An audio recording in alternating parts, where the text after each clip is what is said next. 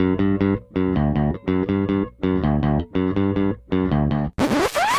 there, this is Jay from Filmstrip dropping in to let you know you're about to hear a classic episode from our archives.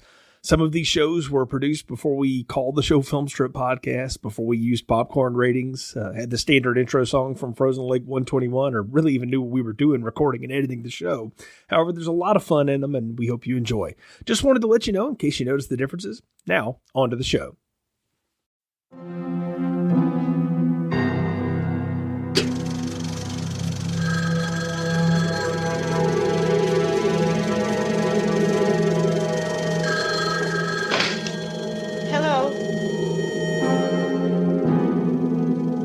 Robert, I don't think this is very funny. Bobby. Who is this?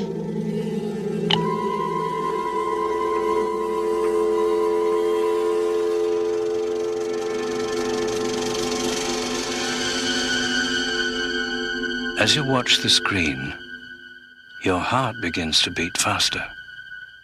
There's a fluttering in the pit of your stomach. Your throat is dry. Your palms damp. Suddenly a chill runs down your spine. You clutch the person next to you. You tell yourself, it's only a movie. It's only a movie. But sooner or later, it's time to go home.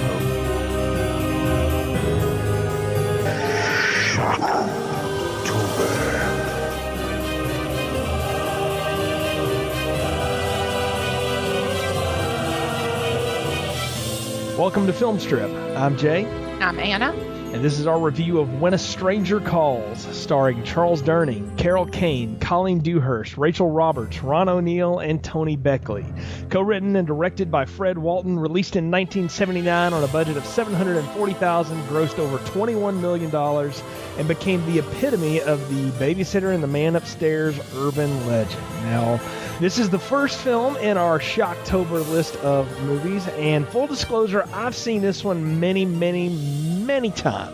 But Anna, this is brand new for you, right? Yes. It's brand new. Yeah, you generally don't go for horror films, so which is not so much. Yeah, which is one of the biggest reasons we brought you on this one.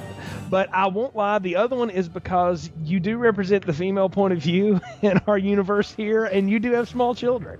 So, and a lot of this film sort of centers around that idea, so we definitely wanted your perspective on it. But, you know, this is the urban legend type films. I mean, that's always been something that horror films have gone to, thriller films have gone to, and certainly there are other examples of it, but most of the time when people think of a horror film about someone calling and harassing the babysitter, a lot of people, even if they don't remember the name of this movie, will remember the opening 20 minutes of it. So you'd never seen any clips of it at all, anything? No, I had a vague idea of what it was about. My neighbors, my old neighbors are huge horror fans, and they have seen this and talked about it many times, and so I had a vague idea of what it was about. And indeed, it's been one of the things I've wanted to review since we started this podcast so long ago. And I guess we'll go ahead and tell them now. We're doing all three of these. There's this one. There's a direct-to-DVD sequel that came out in 1993 to this that we'll get to. And then there was a 2006 remake back when horror remakes were, well, they still are a big thing, but they, one of those mini ones. And we're going to get to all of those, plus a couple of other fun things for Shocktober. But Anna and I will be in here for the When a Stranger Calls flicks all the way. So let me just ask you out of the gate before we get into the plot and any of that other stuff, just the whole experience, the urban legend angle, do you buy it? Do you like it? Is it clever, or is it, too much? Well, I have to say, as I'm watching this, and especially the first 20 minutes and stuff of it, I'm like, I wish they would just show me the gore. And that's what I try to avoid. Like, I don't like stuff like Saw or Friday the 13th, but I thought this was like 10 times scarier than one of those. I was like, because it's like the Blair Witch Project, and we've talked about this offline.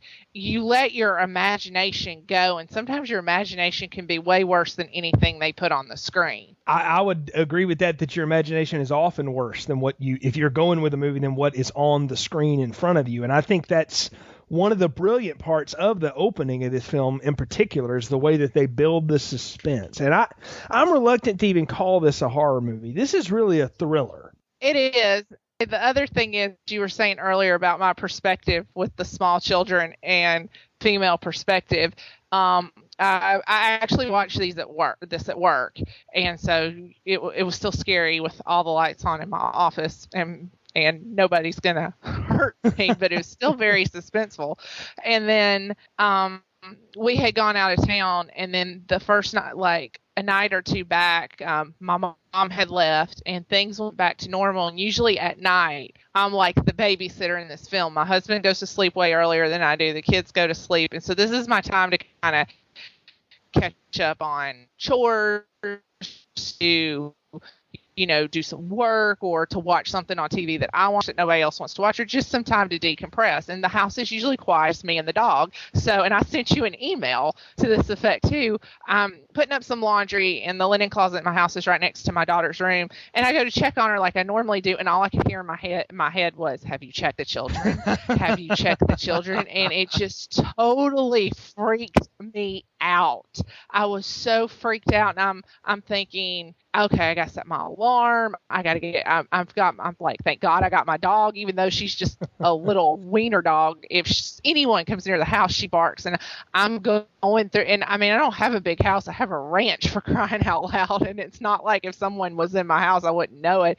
But I'm going through my house looking and everything. And I just get in the bed all completely freaked out, and I was just, I just kept thinking that, have you checked the children? And then all these images of the children just laying up there murdered, and that they don't really show, but kinda, that in my imagination, I'm like just covering up in the covers, and in that respect, that's when I realized, I'm like, I wish somebody just show me, I wish somebody just pop up with a knife and kill somebody, for crying out loud. And see, that's the thing, that's the difference between a horror film and a thriller film, is the thriller pays that off only once at the very end. The horror film eventually will give in and show you Michael Myers, show you Jason, whoever popping out and doing the thing, or in Saw, you sort of go through the whole jigsaw thing. So yeah, that's all a part of it. Well, before we get any further into this, let's go ahead and do a plot summary real quick, Anna. For those who haven't seen it, spoiler alert, here it comes. Jill Johnson, played by Carol Kane, is babysitting for a physician and his wife. Throughout the evening, Jill receives ominous phone calls from a man who sometimes says nothing and other times simply asks, "Have you checked the children?" before hanging up. Jill becomes frightened after... Already gets you, huh? Jill becomes frightened after a few of these calls and contacts the police, who tell her to try to keep the caller on the line so they can trace it. She succeeds in doing this, and the caller threatens her. The police call back and tell her the calls are coming from inside the house. Jill runs to escape and is met by Lieutenant Clifford. We learn in the aftermath that the children have been dead the whole time, and the killer was stalking Jill, though no one seems to know why the vagabond from England chose the house, or her. The killer, Kurt Duncan, is institutionalized for 7 years and then escapes. Homeless, he wanders to a local bar and attempts to talk to a woman who refuses his advances. Duncan follows her to her home and asks for help, which she still refuses. Meanwhile, Clifford, now retired policeman and working as a private detective, is hired by the doctor to find Kurt Duncan and kill him, as both deem him too unstable and sick to be let back out into the world. Clifford tracks down Duncan and almost gets him before Duncan makes a last-minute escape. Duncan comes across a newspaper clipping and recognizes Jill, who's grown up, gotten married to a successful executive, is a community activist, and has 2 children of her own. He finds her and calls her at a restaurant with the same taunt, "Have you checked the children?" which sends her and her husband scrambling for home. They arrive to see all is well, but Jill still feels uneasy. She hears a noise from the closet and is horrified to learn that the killer has attacked her husband and is lying next to her. The two struggle, and Clifford, who was still chasing Duncan, bursts in at the last second and shoots him dead. And that is the plot of When a Stranger Calls. So I think we really, to talk about this thing, the one thing to know is that there are 3 distinct parts to this movie. And the first 20 minutes is really all that Fred Walton initially came up with. It was going to be a short. And it was the success of a little movie called Halloween in 1978 and the money of a studio that got him to think, hey, can we expand this idea and get another horror movie out there? Because that's what, was selling. Nobody thought Halloween was going to be a hit. And then when it was, you saw this glut of thriller slasher horror movies, and this was just another one that they wanted to pump out. So they built the rest of the story from the first act. But it's really the first act that everyone knows, and like we've already talked about, is the most thrilling part of the whole thing.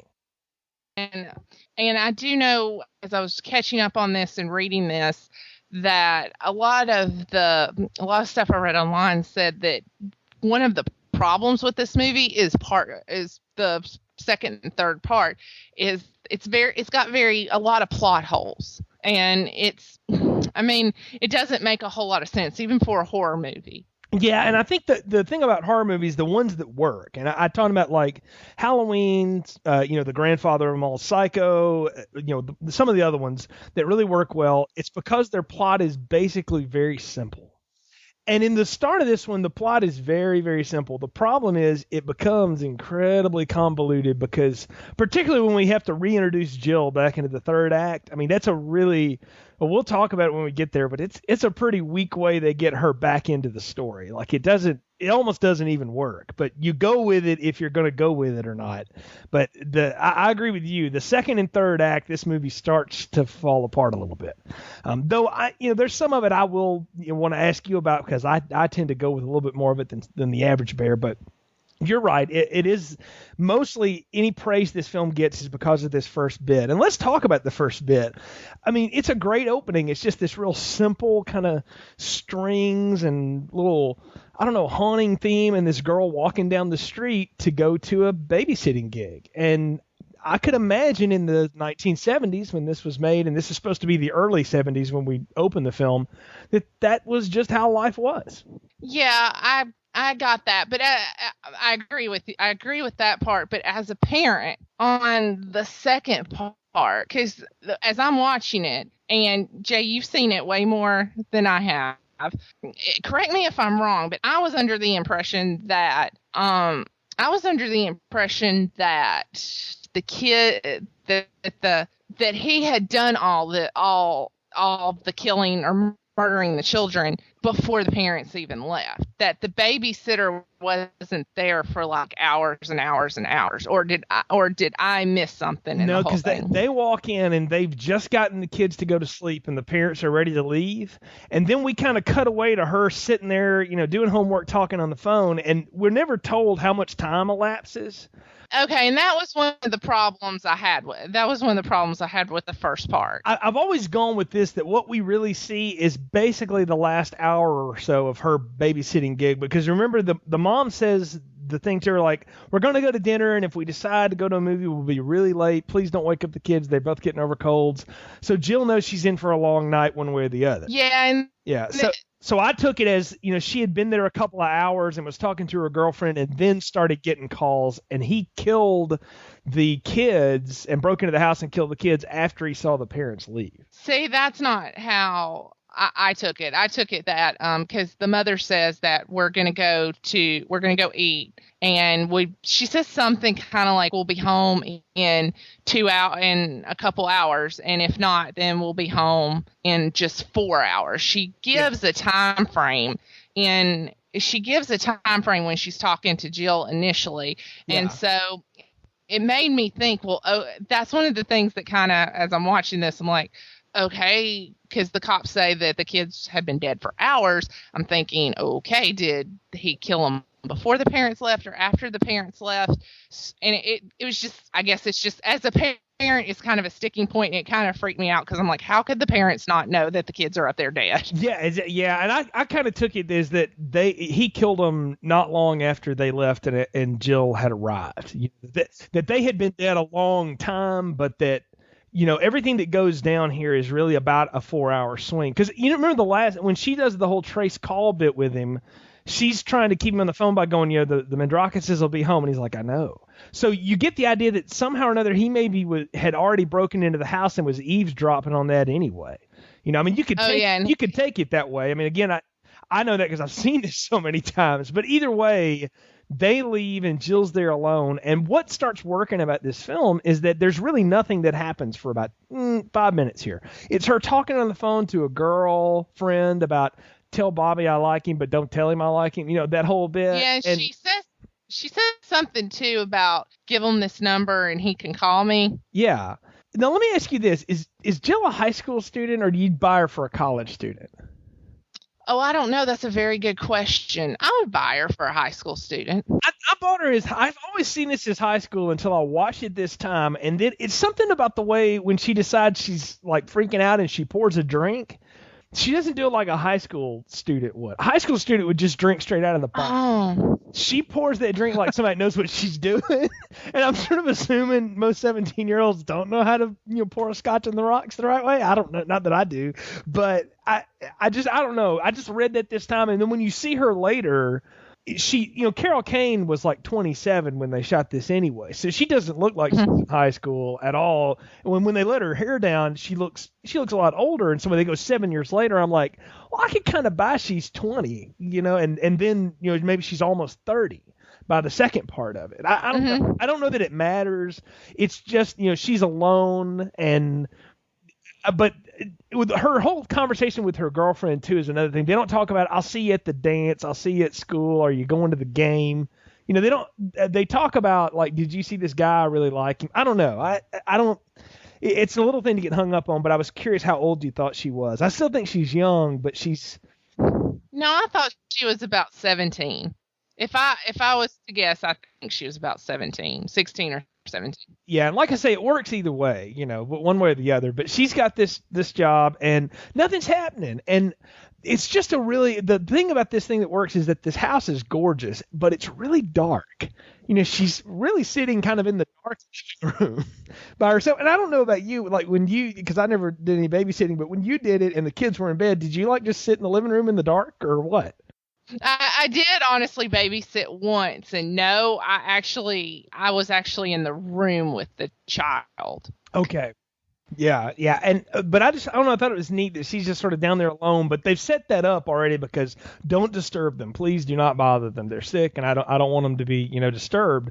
And then that's the other thing. I think that I don't know if it makes this work or not work, but I don't know if I guess maybe I'm looking at this from a mom's perspective rather than a 17-year-old girl, but I swear I think my first instinct would have been to check on the children. Even after they left and told me not to disturb them, my first instinct when they left would be to go up there and kind of open the door and check on the children. So I'm kind of shocked like she never did that. She just kind of went, "Oh, okay." Well, I think that's a good point to bring in. She doesn't know these people, because she mispronounces the name at first. Like, you can tell she got this job through a referral, probably. She doesn't know them. If she knew them, it might be different. But I think because she doesn't know them, and she's not a mom, she is a kid. And maybe she just doesn't, I don't know, because later on she is like super mom or whatever. But at this point, maybe that's just not who she is. And she's just listening. Okay, this woman doesn't want me to bother her children, and she's kind of weird about it. I'm just going to sit in the living room. Because you got to admit, Mrs. Mendrakis is kind of, anal retentive about it. I mean, she's, barking out. She meets this girl, and the first two things she does is order.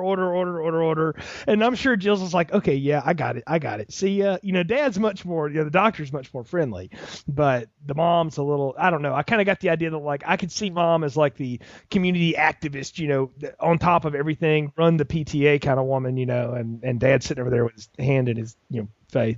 So stuff like that. But I got I could buy it because it is a gimme you have to give the film, because it gives you a reason for Jill to be downstairs and the idea that he could be upstairs and then could start harassing her without her ever thinking it's coming from inside the house, right? And she gets that first phone call, and it's just that simple. Have you checked the children? And she's like, what? And click, that's it. And nothing really happens. And then she gets a couple of more. And the question changes. Why haven't you checked the children? Even he's wondering, why aren't you coming up here and checking on these kids? And so maybe he doesn't know that Mom's told her not to. I don't know. But it starts to build the creep factor, because you realize quickly, this isn't going to end. And I mean, certainly it's the crux of the whole film is that she's going to get these harassing calls and they're going to increase. And the thing that sells the tension here for me almost as much as anything is Carol Kane's facial expressions when she's on the phone really give you an idea that she's starting to get creeped out. And then they start dinking in those little, percussion sounds and those strings and like the clock moving, and it all starts to build slowly, but it's this sort of creepy factor that's going on in the background while her face is reacting to these odd calls. Well, I think that's one of the things with your imagination, because the set is during this sequence is mostly, even before she turns the lights out, it's mostly dark and the only lighting is on her face. Yeah. So one of the other things though is the sound design, because every time, after one of the calls, she hangs up and you can tell she's freaked out about it, and then you hear the ice maker drop the ice and you hear that string thing and you wonder, is something moving? And I've been in the house alone before when the ice maker goes off or the fridge rattles or something, and if you're watching something kind of weird or you're absorbed in something, it can really creep you out. I mean, those kind of noises get my ice maker creeps me out in general.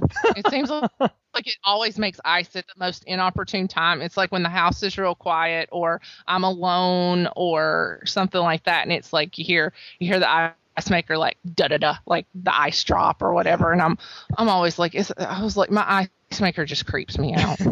Well, and that's the whole thing, is that it's supposed to get you on the edge of your seat and kind of ratchet up the tension. And you said you watched it on your lunch breaks at work, and even doing so, you can still start to feel it build. As she's slowly creeping in the kitchen and she opens up the fridge, and like you said, the only lighting is just the stuff that's on her face. And I do think that gives this a real ominous feel. It does. And then the other thing was, because like we've established, scary movies are not my forte. I was like, okay, I'm going to watch this at work. And, like most people have like the dual screens and stuff. I'm like, I'll try to do something else or something. But I do have to say this sequence, I wouldn't necessarily say it's like a train wreck, but it draws you in. I like you say, I don't know if it's the lighting or like we were talking about, or the music, but it just draws you in and you have to look at it. And what kind of flabbergasted me about that is you have to look at it even though there's nothing really to look at. Yeah. Like you said, it's not a Halloween. It's not a Nightmare on Elm Street. Freddy Krueger is not going to pop out and attack you. It's not Scream or something, but you are drawn to it, and it's this part is the one that you're drawn to the most. And I don't know if, like we said earlier, if it's the music, if it's the lighting, if it's her facial expressions, is it just the simpleness of the have you checked the children? But it really draws you to look, even though there's nothing there. I think you've hit it. There's nothing there, and so it all rests on the performance. This is very much a monologue for Carol Kane for 20 minutes. And she maybe only has, 24 lines the whole time. So it's all in the way she's moving around this dark place. And she keeps getting these phone calls, and they get increasingly weirder. And she finally calls the cops. And I love the Sergeant Sacker guy who's like, well, blow a whistle in the phone and probably break his eardrum. It's just a pervert. And she's like, no, it's really not. But haven't you ever felt that way? And I think that was a trope of the 70s in particular, is that the authorities are no help to you when you can't really explain what the problem is. And I don't know how I would have explained it either. I'm just, like she says, he just keeps calling, and it weirds her out. And, she keeps calling back to the cops, and they're like, there's nothing we can do if you can't keep him on the phone long enough for us to trace it. And I don't think in 1970, whatever, though, they could trace a call inside of a minute anyway. But whatever, you have to kind of go with that piece. But that's the whole bit, is that she's got to somehow or another figure out how to keep him on the phone. And that's another thing when we get to that call, and I think we're at that point now, she's sitting there with the umbrella, which is going to be her protection or whatever, and she's waiting on the call, and she gets it, and she doesn't say anything. And this is the first time she hasn't said anything when she's picked up the phone, and he's just breathing. And I was going to ask you, what do you think makes him stay on the phone with her for that long that time? I don't know. I thought that as I was watching it as well. I was wondering, I was honestly wondering the same thing, and I couldn't really come up with a good answer as to why he did it. Maybe because she was actually engaging And that's what he wanted. He wanted her to come up and check the children, so to speak. And in a weird way, it would be engaging with him. And I think because she was actually engaging with him, and he might have seen this as an opportunity that he would get her up there to finally check the children, and he can do whatever he was going to do to her. Right. I don't know. That's an interesting take on it. I've often wondered, and I hadn't thought about that. That's a good point. But she finally starts, talking with him. And I'll say, though, that they blow part of the tension here for me, because this gets to a real crescendo and then it drops for a second. She's going, I'll turn the lights back up if you want. No, leave them down. And she's like, well, you scared me if that's what you wanted. And he's like, no. And then she says, well, what do you want? And he does that whole, I want your blood all over me. And I'm like, she should have slammed the phone down right then. Like the whole bit about, I've called the police, they're coming, and then he hangs up. Like that sort of undercut that for me. What did you think? Well, I thought it was realistic. I thought that's what a babysitter would say. Oh, I've called the police. But on that note, as I'm watching it, I thought, doesn't he know that's why she was keeping her on the phone? That's what kind of ruined it for me. That's a good point. Because you can kind of, because to a point, you can say that she was finally engaging and he was intrigued and stuff. But I'm like, he's called and done the breathing and done the have you checked the children click. That was the first thing he did. It's like, didn't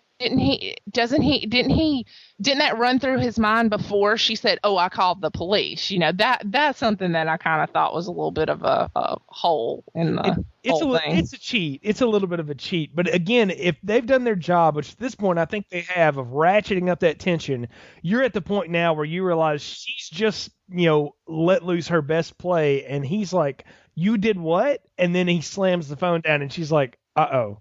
And that's when and this is the best 20 seconds here. I mean, literally, the door is maybe 10 feet from the couch she's sitting on. And you would have thought it was a half a mile. As long as it takes her to get up, get to the door, start unbolting it, and you have all this music and the clock going and the door slowly opening, and here he comes out of the shadows.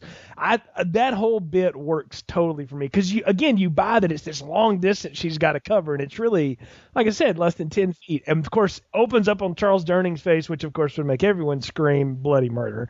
But I thought that was a great end to that scene, and this whole sequence builds up to that moment, and I really dug it. I thought it was great. It was the first 20 minutes, as we've said, are the best part of the movie. And yeah, we find these little nitpicky plot holes, but overall, it's a 9 out of 10. Or a 9.5 out of 10. It does what it needs to do. It's suspenseful.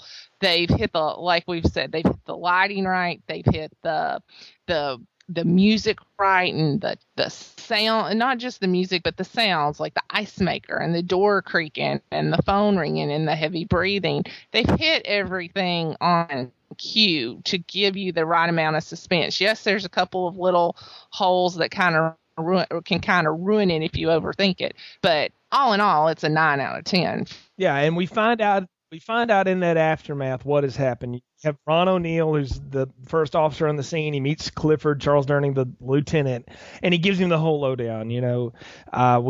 We've found him. He's just been in the country, less than a month. Came in from England. We don't know anything about him. The children have been dead for a long time, and there's the parents sitting over there on the couch just sobbing away. And I love how they dismiss Jill here. And I honestly, the first time I saw this movie, I thought, well, we'll never see her again because that was she ran out of the house and she's gone, right? Because all he says about her is, she'll be okay. And the lieutenant's like, fine. And then he goes over and he has to talk to the parents. And I love how they just sort of fade out on that. So you don't hear all of it, but you hear him try to be real diplomatic. Like, this won't take a lot of time. I'm very sorry, but I've got to talk to you just a little bit. He's got to do his job. And you really feel for the guy. I know. And on that note, something I thought was also kind of creepy, but it was kind of creepy. And I was kind of surprised they did this, is if you notice that they carry the children out in body bags, but they're not on like a gurney. The police are like holding them like a sack of potatoes. Yeah. And did you ever? I did. To me, that's kind of a,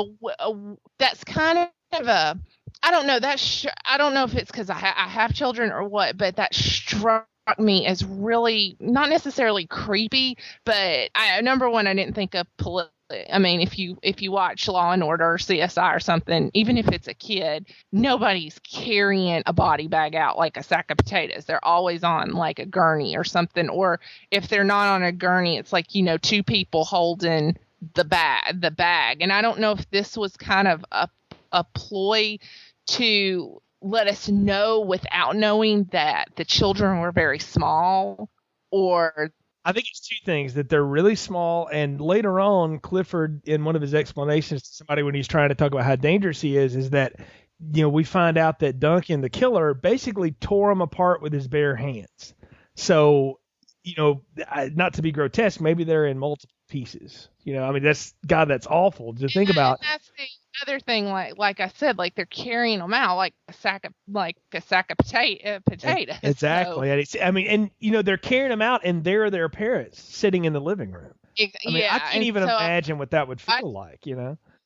Yeah, I just thought it was kind of showing the audience without really showing them, and kind of letting the imagination go back to work, that of what total disregard the killer or they had for these children. You mentioned it there. It's a subtle way of being unnerving, but at no time has this film been gory. We hadn't seen one drop of blood. We hadn't even seen the killer. We only saw a shadow at this point, and we've heard his voice, and that's been it. And 20 minutes into the movie, at some point they had to show you something. I mean, the original Friday the 13th didn't, because it was a big whodunit, but in Halloween, you saw Michael Myers kill somebody inside of 5 minutes. I mean, that's just part of the deal, is you see him do it. And this one hides that, and it adds to the tension. But this is the end of Act 1. And like we said, 9 out of 10. This has been grand. Then we go to 7 years later, and we see the old beat-up Ford, driving up to a house, and it's Clifford, and he's gone to meet the doctor. And they have this whole conversation that apparently Kirk Duncan has escaped from this mental institution, this asylum where he's been sent, and they don't know where he is. And I didn't get at the time that he was hiring him to go kill him. I understood he was hiring him I want you to find him and take him back to the loony bin. What did you get it as? I got that he was going to hire him and take him back, but I thought it was Clifford's kind of obsession that he was going to take it one step further. That's how I interpreted it, that Clifford's obsession was Clifford's like, okay, screw this. I know he said bring him back, but I'm going to kill, for lack of a better term, the son of a bitch. I'm going to kill him. This is where this film starts to borrow from, Van Helsing, Dracula, Halloween, all of that, where there's one person on the trail of the madman, and he's not going to bring him back. It's to destroy him. That's that whole bit. And I can see that in all of this. And I think the evolution of how Clifford gets there is interesting. We can talk about it as we get into him here, but he looks like a man who, he tells you, I've been doing this for 3 years, it's 7 years later. So he spent 4 years still as a lieutenant before he retired. And when he gets into the argument at the mental institution with the doctor, and she's saying it's all in the file, and he's like, I didn't come here to read the file. Tell me, what's going on with this guy so I can find him. And he goes through this whole elaborate description of what Duncan did and how long the trial took and all this stuff. You realize that Kurt Duncan kind of ruined his career. That it turned him so sour that he's become so focused on this one guy that he gave up being a cop so he could be, a private detective and put people like that away, because maybe as a police officer he had. Oh, did you get me there? Sorry. That he had become unhinged because of this experience. Yeah. I can see that. I see that, but I just don't think they really. This is just the part where the whole thing kind of lost me. This is just the beginning of where the whole thing kind of lost me, and this part is not the worst part of it, but it. Even the opening sequence is more believable than this. The opening sequence is more, okay, you got the babysitter or someone's in the house. To me, that's even more believable than this whole second part. And caught the guy. I mean, it's just where all I can say is this is just where it starts falling apart for me. It does, because they do something interesting here. They shift perspectives. The first part of this movie was about Jill, the babysitter, being terrorized by this unknown man, right? And then we throw her totally out of the story. And it's about this private detective who used to be the cop working with the former cops. Ron O'Neal comes back in here and he's like, I need your help tracking this guy. And it's his perspective, and then it's also about Duncan. And this is what makes this film unique. Is most of the time horror films don't bother to try to explain the killer until very many sequels in. And it almost always works about as badly as it does here.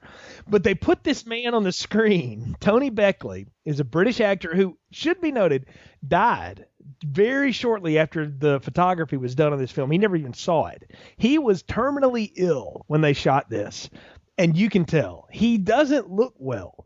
So if they were going for someone who looked like they could be unhinged and right out of a loony bin, it works. The problem is he's so physically frail that it's hard to buy that he could have ever done what he did. You know, the only conceit you could give it is that, and this is, I read this from one review, which I thought was hilarious, and it's the most, give it to the film as you can, is that, well, he's been locked away for 7 years. What do you expect him to look like? I'm like, that's, let's not act like the entire mental health organization of the United States is so bad that you come out looking like that. Like, that's what you're meant to believe, though, because they try to build sympathy for the guy.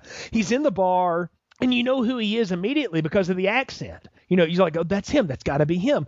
And he starts talking to this woman, and she wants nothing to do with him, and he basically gets the crap beat out of him for hitting on her in the bar. So now I'm supposed to feel sympathy for a guy who murdered 2 children. That's a false step, in my opinion. Yeah, and that's why it starts to fall apart at this point in the movie. But the actress who played Tracy, she was wasn't she Murphy Brown's mother on Murphy Brown? When I've seen her play these really tough characters, and I mean, I was looking at her and I'm like, oh yeah, that's Murphy Brown's mom, and I'm like, what the hell? She could kick his ass. Yeah, that's the thing, is I got this idea that Tracy was this rough woman, and I'm like, she could beat this guy up. I'm like, what are we doing here? Yeah, I'm like, why is this even happening? I mean, she could have kicked this guy's ass and ended the movie right there. See, the thing to me is, and I don't know why they have this in here of him stalking this woman, because at some point we're supposed to believe he's going to turn on her, but he only becomes violent with her when Clifford, who's going around showing his picture to everybody, goes to that bar, and the bar says, yeah, he hit on this girl, and there she is, and he follows her home, and they talk, and Duncan oversees this. And then when he comes back, that's the only time he gets violent with her. So I don't know what we're supposed to do. Is that he's supposed to be making some kind of trying to make human connections after 7 years of institutionalization? I don't know, because this all seems really strange. Why would he do that? Why the heck would he even stay here? Why wouldn't he get the heck out of Dodge, get on a boat, sail back to England, whatever? I know he's got no money, but clearly he can stow away. I mean, if he can escape from a mental institution, he can do some things right. So, and that's never explained either, and that's what kills me. They needed to explain how that happened. The doctor's just like, yeah, it happens, no big deal. I'm like, yeah, no, that matters. We need to know how he got out.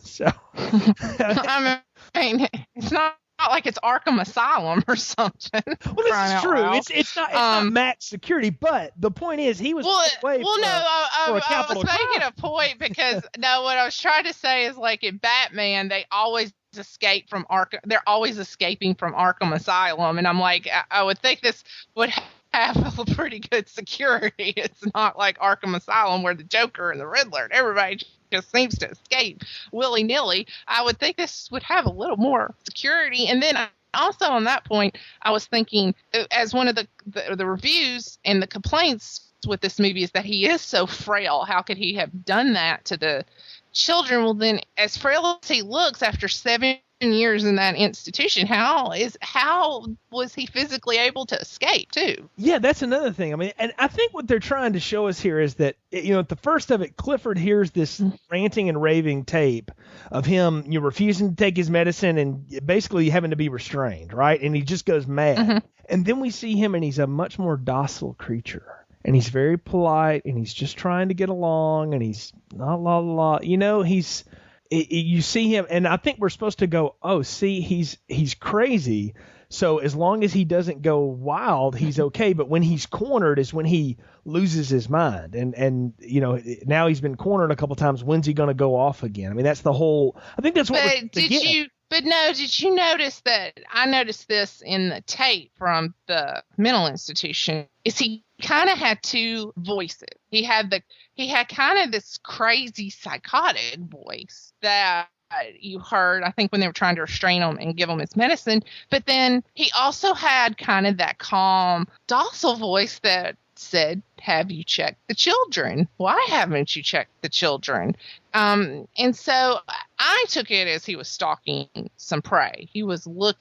As he was stalking his prey, he was looking for someone to stalk. I don't get it that he was just trying to fit in. I think he was looking for his next victim. Can I tell you, the movie works a lot better if you go with it like that. The problem is it doesn't play that way. And they didn't set it up enough for me to get that immediately. I have to put that together on a lot of different viewings or something. So I think that's a good idea, is that if we would have, I don't know, we needed a glimmer in his eye, something in his voice one time when he talked to her, something to give us this idea that, like, I'm just trying to get you out in the street so I can break your neck, that kind of thing. But I just thought he was just trying to hit on her. And it's not supposed to play that way, but that's how it plays. And that's the problem with it. But the whole thing is that Clifford is on his tail, and this whole time we go back and forth between Duncan and this woman, and he's talking to her, and he kind of shows up at her apartment, and she has to, escort him out, and then he tries to get back in, and there's all this back and forth, and Clifford's looking for him, and at some point he decides to go to his old cop buddy again, Ron O'Neal, and he just tells him, I'm going to need your help with this. I'm going to kill him. And he confesses that to his friend, and the cop shuts the door. He's like, "You're really putting a strain on our friendship here," And I love that whole conversation, though. It's like that's why I thought Mandrakis hired him probably to find him, but like you said, over the course of this, he's decided, I've got to take this guy out. There's just no way this guy can be allowed to stay around, and he decides to kill him, and this is the weirdest thing, and it took me a long time to kind of get my head around this. I'm curious what you think of it. He says he's going to kill him with lock needles, and I had to look it up, and apparently you can kill somebody with a lock needle pretty quickly and easily. You just kind of stab them behind the ear, basically, and it just sort of, punctures their brain and just kind of turns them off. And you see him throw a couple of them like a dart. I mean, I don't know. I thought that was a weird thing for him to say. They had that whole conversation, and then the cop is like, well, make it look good. And I'm like, well, what are you saying? You should be like, I don't need to hear this, man. I'm going to arrest you. Yeah, in one sentence, this is going to put strain on our friendship. And the next sentence, well, if you're going to do it, make it look good. Yeah, exactly. I mean, what kind of cop is this? This is the uneven parts of the screenplay that, like you say, it starts to fall apart. It's like, it's a decent idea. It's just executed so badly. And I think we kind of buy the idea that Clifford he's going to try to kill him. I don't know that I needed him to go confess that to his cop buddy. Maybe, I don't know if there could have been somebody else, or but just if he was a cop for so long, then don't you think the dumbest thing you could do is confess to another cop? Oh yeah, by the way, I'm going to kill this person. Yeah. I mean, if you're a cop this is a stupid analogy, but one of my friends at work who I've mentioned to you before, I'll ask a question and I always get kind of this roundabout answer, and I'm like, okay, can't you just answer me bluntly or directly or straightforward? And he's like, well, it's from all these years of auditing, and then you got to do this and you got to investigate and stuff like that. And I'm like, okay, well, just give me a straight answer. If I ask you A plus B, you got to give me equals C. And I mean, I wonder if it's like, I would think with all those years of investigating, he would give like this vague answer, I'm going away for a while, and I'll talk to you next year, something like that, instead of I'm going to find him and take him back, but I'm not going to let him hurt anybody, or something, something that's vague where you don't bluntly go, oh yeah, I'm going to kill him. Yeah, you don't blatantly go, I'm going to find him and I'm going to kill him to your cop Franco, but, if I don't, I can't say that if the opportunity came where I had to take them out, I wouldn't enjoy it or something like that, and I'm going to kill you in this weird way with these needles, these lock Yeah, it's such a strange needles that I'm going to throw like darts. It's strange plot point. It's a stretch. Yeah, it is a big stretch. Like, again, I was cool if he just decided to kill him and then just announced that to the world or something. Or I don't know how he could have got it out, but I even bought maybe, he was just going to do it all along. That's fine. That whole conversation was weird, but he indeed finally catches up with him because he goes back to Tracy's apartment and he's looking for him and he leaves. And then of course, Duncan's right there and he starts to attack her and she somehow or another makes a noise and here comes Clifford. He gets in and he just misses Duncan, and then they do this whole cat and mouse through the downtown streets, and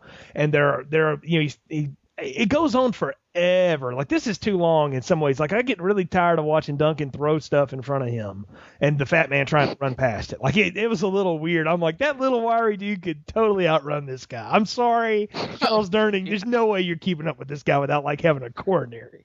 So, yeah, even 30 years ago. Yeah, he's a little butterball. That's Charles Durning. He's kind of always been that little, fat man. That's who he is, and he's just waddling around, but he keeps getting closer and closer.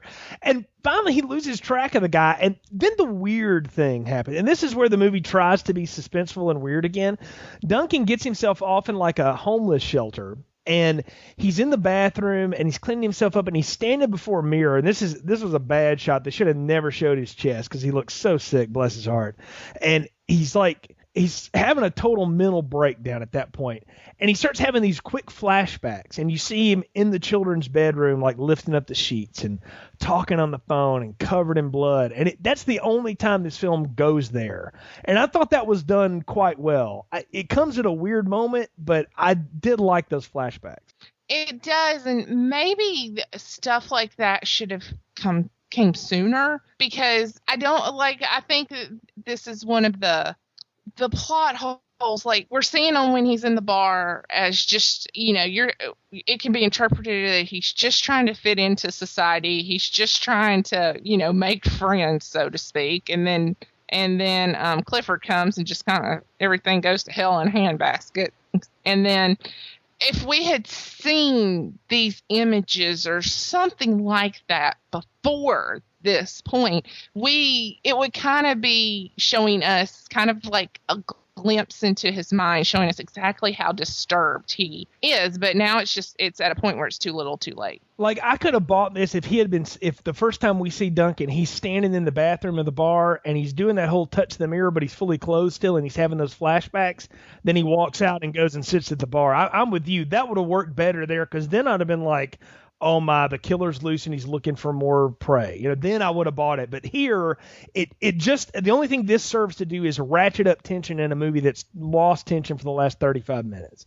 And that's desperately what they're trying to do, because Clifford finds him there through, some of the other homeless people that he's met on the way, and he tries to chase him and stab him, and they go through another chase scene, and he loses him in like all these containers. And that's when you see Kirk Duncan totally lose his mind, because he does this whole little thing is like, I'm not here, nobody can touch me, I was never born. And I kind of liked that. I liked the way that played, because you can tell there he's totally lost his mind. He's gone. He's completely flipped at that point. But Clifford's missed him. So he's still at large. And that sets up Act 3. And I got to tell you, this is one of the biggest gimmies I've ever been asked to give in a film. He's walking on the street and he sees a newspaper blow across his feet, picks it up, and on the bottom fold is Jill, who's all grown up and is in the community activism now and is married and all this. And that's how he reconnects to her. How did you buy on more plot holes? The story? Yeah. Yes, on plot holes. Okay, this is supposed to be 7 years later. Say she was like 18 or not, like a college student, an 18, 19-year-old college student. And so 7 years later, she'd be 25, 26. Right. Okay. First off, in the first scene, it's dark. It's dark.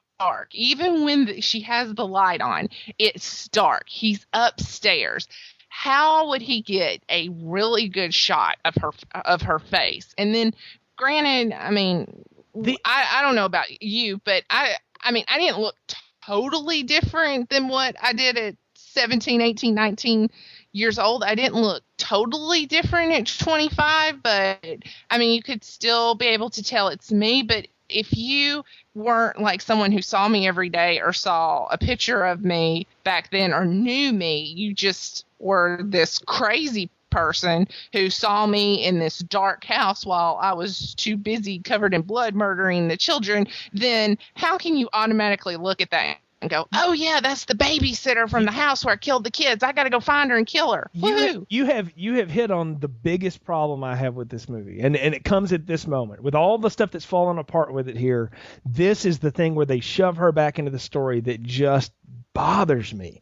He saw her clearly once when she's unlocking the door and she turns around and sees his shadow coming out of that door. You can get an idea that was probably the one good time he got a look at her in the light.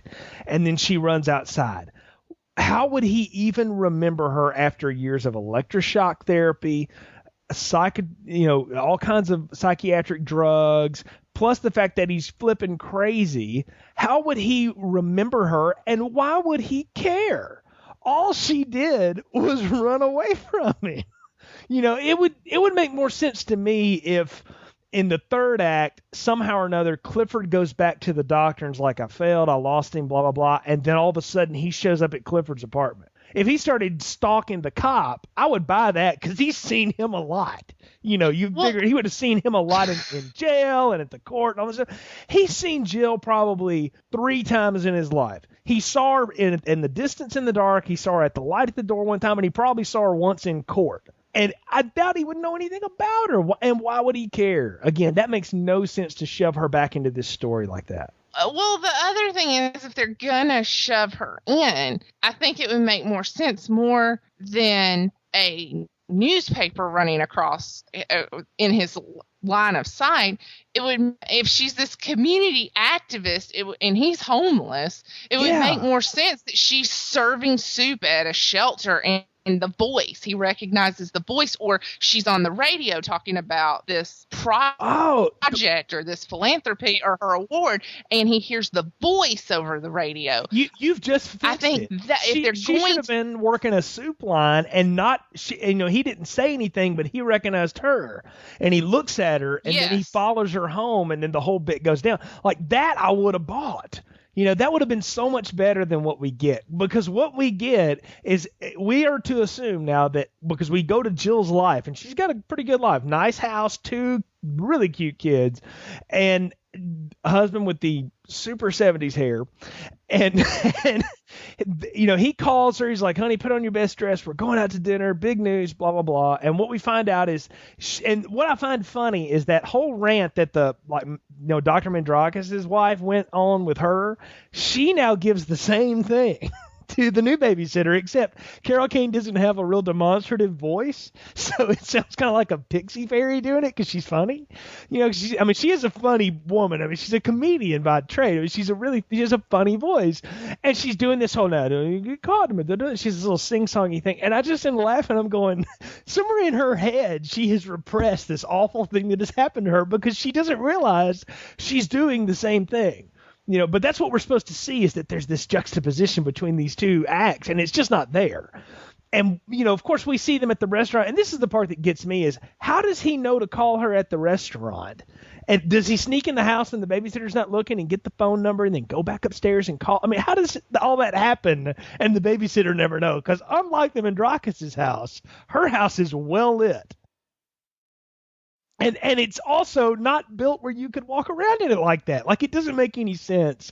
It's supposed to be this plot contrivance. We have to give the plot because it's what we want. We want him to, them 2 to face off again. But it's really, really cheating for them to put it back together like this. It's just like as the movie goes, the holes and the believability get worse and worse and bigger and bigger worse. and bigger and bigger till it's at a point where it might as well be an animated Disney movie or something. Well, it gets it's even so worse. unbelievable. Because, of course, she flips out and loses her shit at the restaurant, and her husband and her go back home, and, of course, everything's cool, and she is incessantly checking her kids, and she notices her son has candy, and she's like, "Where'd you get that from?" And he's like, "I got it from the man." And she's like, "What man?" And I'm like, at that point, I'm like, lady, turn the lights on and start grabbing the guns. What are you doing walking around in the kitchen getting a glass of milk in the dark? You're out of your mind, And she goes back to bed, and now Kurt Duncan Did she not learn her lesson? Yeah, and not only is he like this master cat burglar apparently, but he's also a ventriloquist. So, which we're going to get to again, I'll just go ahead and tell you. But he's a ventriloquist because he starts doing this, the closet door's cracked, and she thinks her husband's laying there asleep, and she hears, "You knew I came back, didn't you? And I had to come back for you." And I'm like, "No, you didn't. Why?" It was so ridiculous, that whole bit. But of course, the deal is he's laying next to her. And when she wakes him up, he gives her that what does he do? Does he hiss at her? It's so stupid. So, I mean, it's almost like the first time I saw it, I was like, "Oh no, the killer's in bed." Every time since, and I do mean this, I always laugh when I see that. I just start laughing hysterically, and I'm not supposed to. It's just wrong on so many levels. What can? But the whole thing is, the funny thing is though, there's actually something good in the plot that works for this. How we get Clifford there. This is actually good police work. His cop buddy is sitting there playing cards with his other cops on the break room or whatever, and he overhears two guys going, "Hey, wasn't this the girl that called in the original Kurt Duncan thing again? Maybe she did get a call from him tonight. Didn't he escape?" And he overhears that. And then he's the one who tells Cliff that, and Cliff, calls her and doesn't get an answer, and that's how he hightails it over there. Yes, he calls the man who blatantly told him he's going to kill him. The cop. Yeah, good police work there, dude. Yeah, well, obviously his morals are low. That strained friendship didn't last long, because of course he rolls in and he just shoots him twice, and that's it. He shoots him and his eyes close, and that's it. And the end of it is Jill doing the Laurie Strode at the end of Halloween and crumpling into his arms. Was that the boogeyman? I mean, that's exactly, if you've ever seen that movie, that's exactly what happens here at the end. And we end with that creepy theme, and that's it. And that's the whole movie.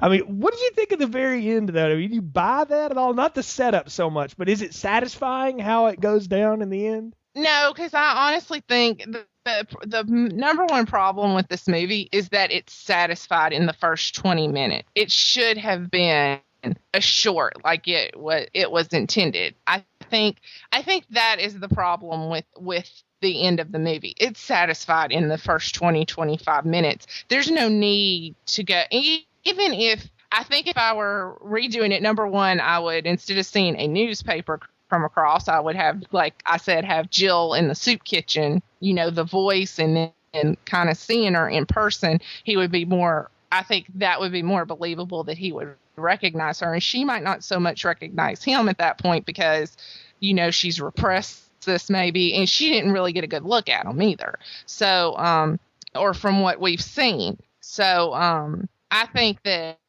I would have changed that. And then the whole middle part with the bar fight and Tracy and everything, that just needed to go. That did not add anything to the plot. All it was about what, 20, 30, maybe even 40 minutes. I wasn't keeping time, of probably about 30 minutes of just him of just Clifford chasing Duncan. It was just 30 minutes of Clifford and Duncan being a little scrappy, scrawny guy being able to outrun the little butterball that is Charles Durning. So, yeah. I mean, that's all that was. And then, so it's hard when you have that opening to come back with a satisfying climax at the end. That's a good point, and I think we're at the point of the podcast where it's time to do final recommendations and popcorn ratings. So what are yours for When a Stranger Calls? Oh, my goodness. I am not okay. I'm not a horror movie fan. I'm not a thriller fan, and honestly, this was more disturbing than I'm like, please show me some blood, please, for the love of God, I won't be so scared. But I think now, if you like suspenseful thrillers, I would definitely give this a large popcorn, especially, and maybe just watch the first 20 minutes, because that's all you really need to watch. The other part, the second and third act, just absolutely fall apart. So I'm going to give the first 20 minutes like a large popcorn if you like these suspenseful thrillers, kind of scary movie type things. Now, if you're like me and you get a little uneasy, and this really kind of isn't your thing, then I would still give it like a medium popcorn. And like I said, maybe just the first 20 minutes, but the rest of the movie is just absolutely nothing. It's not really that scary. It's not really that suspenseful. And like you say, they don't ever show any blood or gore or anything like that. So it's really just the first 20 minutes. Well, I would definitely give it a medium popcorn. Well, I agree with what you're saying, and I'm a fan of this, but I will never defend it beyond its first 20 minutes because it is very meddling and it falls apart, and it is indefensible. It's awful in the end. It really is. It's just a joke. But I think that first 20 minutes is something that if you're into thrillers, or even if you're not and you just want a quick, jump scare and you don't want to be grossed out, this is your thing, folks. You can find it on YouTube. You don't even have to rent the thing if you don't want to nowadays. You can watch the opening sequence, and it is genuinely unnerving. And I think it's one of the best. And I am here to testify that as in regards to my email. It is. Yeah. It took me 2 nights to get over that. It is very unnerving. I will say that's the best part of this, and I think that's the issue with this movie, and it's going to be something we need to talk about in the sequel that's coming up, and then in the remake, is do they realize what they have here? Because what they have here is this opening, and they blow it all then, and then it's nothing. Because of the fact that this falls apart in the last 2/3, I can't give this more than medium popcorn. And the only reason I give it a medium is because the opening is so good. And I do think the opening's worth seeing, but beyond that, it's just not that good, and it's downright bad in some points. I was thinking of the one that was in, 2006? Yeah. The remake? Yeah. We're in the age of cell phones. I have a landline, but it came with my cable bill, so I have no clue what the number is, and I don't even have a phone hooked up to it. We use our cell phones. So the whole thing to me is more believable in the cell phone era. Even today, probably the homeless person, the Kirk Duncan homeless person would probably have a cell phone in the movie. Somewhere he got a track phone. They deal with that in a really unique way. It'll be fun to get to that when we get there. But we talked. There's a sequel to this that came out in 1993. It was supposed to go to theaters and it didn't. It wound up getting direct to DVD, but it's directed by the same guy. Fred Walton got Carol Kane and Charles Durning back for When a Stranger Calls Back. And I'm really curious to see your thoughts about this one because I've seen it a couple of times. I've listened to it a couple of times. I'm curious to revisit this one, the 1993 sequel to this. And we'll have to, ask the question we always ask with sequels is, was this trip necessary?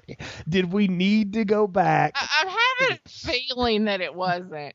This is going to be a necessary trip. It's going to be like National Lampoon's when they went to Wally World and put Grandma or Aunt whoever on top of the car when she died. I just have a feeling this is going to be the most unnecessary. For you and I, it's going to be, is this Ghostbusters 2? Is this Caddyshack 2? Or can it surpass those? Because let's face it, I think in the history of our podcast, and I do include Leprechaun 2 in this discussion, those may be the 2 worst sequels we've ever reviewed. And so, or at least the most useless ones. At least Leprechaun 2 tried to have a point. It wasn't a good one, but it tried. I'm curious to see what you think of this one and how well it still works. And then when we get around to that remake, should be a lot of fun. And then, folks, of course, that's not the end of Shocktober. We're going to do it. I've already dropped it a couple times in here. Leprechaun 4 is coming. Yes, Brian and I are going to space with the little green man. Talk about unnecessary.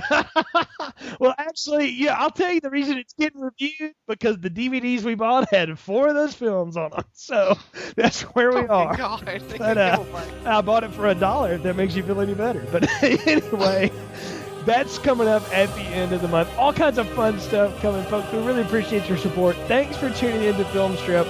Until next time, for Anna, I'm Jay. We'll see you next time.